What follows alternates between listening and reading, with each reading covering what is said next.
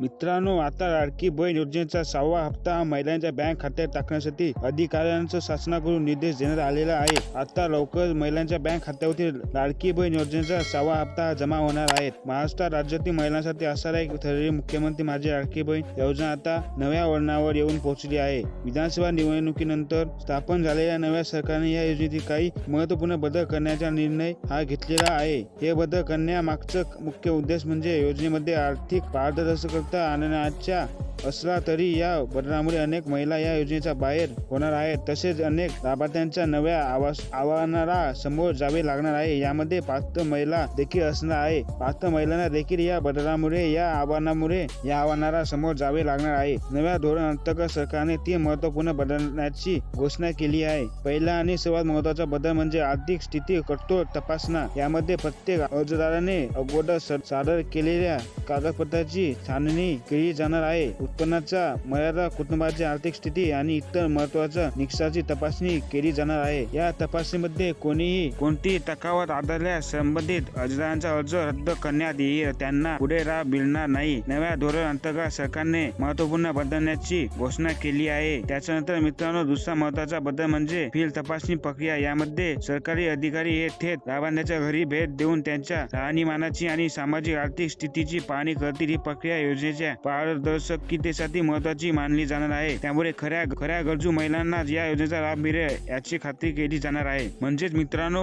या ठिकाणी फील्ड तपासणी प्रक्रिया देखील राबवली जाणार आहे आणि यामध्ये सरकारी अधिकारी जे काही आहे ते थेट महिला लाभार्थ्यांच्या घरी जाऊन त्या ठिकाणी त्याचे राहणीमान कशी आहे, त्याची सामाजिक आणि आर्थिक स्थिती ही कशी प्रकारची असणार आहे हे देखील त्या ठिकाणी प्रत्यक्ष पाहणार आहे. त्यांना या ठिकाणी जर आर्थिक परिस्थिती जर तुमची चांगली आढळली तर या ठिकाणी तुम्हाला योजनेतून वगळले जाणार आहे. त्यानंतर मित्रांनो, तिसरा जो महत्त्वाचा बदल आहे तो म्हणजे या ठिकाणी डेटा मॅचिंग प्रक्रिया देखील राबवली जाणार आहे. तर आता ही डेटा मॅचिंग प्रक्रिया नेमकी काय आहे तर मित्रांनो, या प्रक्रियेमध्ये अर्जदारांनी सादर केलेल्या महिलांची तुलना सरकारी डेटाबेस आणि विविध विभागाच्या रेकॉर्डशी केली जाईल. यामुळे बोगस अर्जदारांना शोधणे आणि त्यांना योजनेपासून दूर ठेवणे हे शक्य होईल. म्हणजे मित्रांनो, डेटा मॅचिंग प्रक्रियेअंतर्गत जे काही अर्जदार आहेत त्यांनी जे काही आपली माहिती तिथे सादर केली आहे त्या माहितीची तुलना सरकारी डेटाबेसच्या आधारावरती तसे विविध रेकॉर्डची या ठिकाणी तुलना केली जाणार आहे. आणि ही तुलना केल्यानंतर या ठिकाणी सरकारला बोगस अर्जदाराचे शोधणे हे सोपे जाणार आहे. आणि त्या ठिकाणी यामुळे जेवढे पण बोगस लाभार्थी आढळतील त्यांना आता या योजनेतून वगळले जाणार आहे. अशा प्रकारे या ठिकाणी डेटा मॅचिंग प्रक्रिया असणार आहे. तर मित्रांनो, या ठिकाणी हे जे 3 बदल आहेत या बदलामुळे बरेचसे अपात्र लाभार्थी योजनेतून बाहेर होणार आहे. म्हणजे आर्थिक स्थिती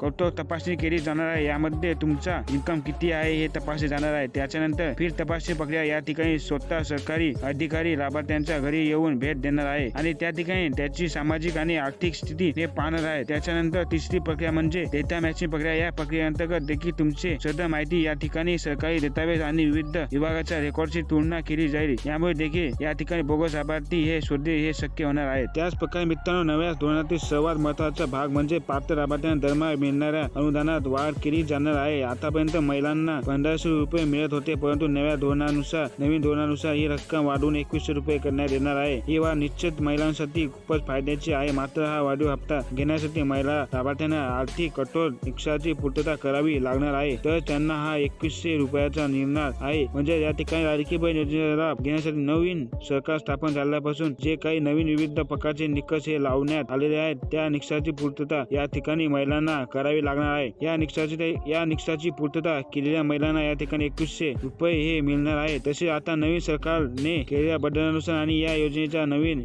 निकषानुसार या योजनेतून कोणकोणत्या महिलांना वगळण्यात येऊ शकते. तर मित्रांनो, नव्या तपासणी प्रक्रियेमुळे विशेषतः 3 प्रकारचे अर्जदारांनी अडचणींना समोर जावे लागू शकते. म्हणजे 3 प्रकारचे अर्जदार असे आहेत की त्यांना या योजनेतून वगळले जाऊ शकते. सर्वप्रथम ते अर्जदार उत्पन्न मर्यादा ओलांडतात. म्हणजे ज्या अर्जदारांना वार्षिक उत्पन्न हे 2.5 लाखापेक्षा जास्त आहे आणि त्यांनी कोणी या योजनेचा लाभ घेत असतील तर आता त्यांना या योजनेच्या लाभापासून वंचित राहावे लागू शकते. दुसरे म्हणजे एकाच कुटुंबातील 3 किंवा त्यापेक्षा जास्त अर्जदार लाभ घेत असतील तर त्यांना योजनेतून बाहेर केले जाऊ शकते. म्हणजे मित्रांनो, योजनेच्या नियमानुसार एका कुटुंबातील फक्त 2 महिलांना लाभ मिळू शकतो. पहिली म्हणजे एक विवाहित महिला आणि दुसरी म्हणजे 21 वर्षापेक्षा जास्त वय असलेल्या अविवाहित महिला. असा एक कुटुंबातील 2 महिला या लाभ घेऊ शकतात. परंतु या ठिकाणी एका कुटुंबात जर 3 किंवा त्यापेक्षा जास्त महिला या योजनेचा लाभ घेत असतील तर त्यांना देखील आता या योजनेतून बाहेर केले जाऊ शकते. तिसरे म्हणजे या लाभार्थ्यांनी बोगस कागदपत्रे या ठिकाणी सादर केली आहेत त्यांना देखील आता या योजनेतून बाहेर काढले जाणार आहे. तर मित्रांनो, आता या ठिकाणी लाभार्थ्यांना सरकारकडून काही सूचना या देण्यात आलेल्या आहेत जेणेकरून जेवढ्या पण महिला या ठिकाणी लाभ घेत असतील त्यांना कोणत्याही प्रकारची अडचण हे येणार नाही. तर त्या सूचना काय आहेत या नवीन बदलाच्या पार्श्वभूमीवर सध्याच्या आणि भविष्यातील लाभार्थ्यांनी काही महत्त्वपूर्ण बाबींची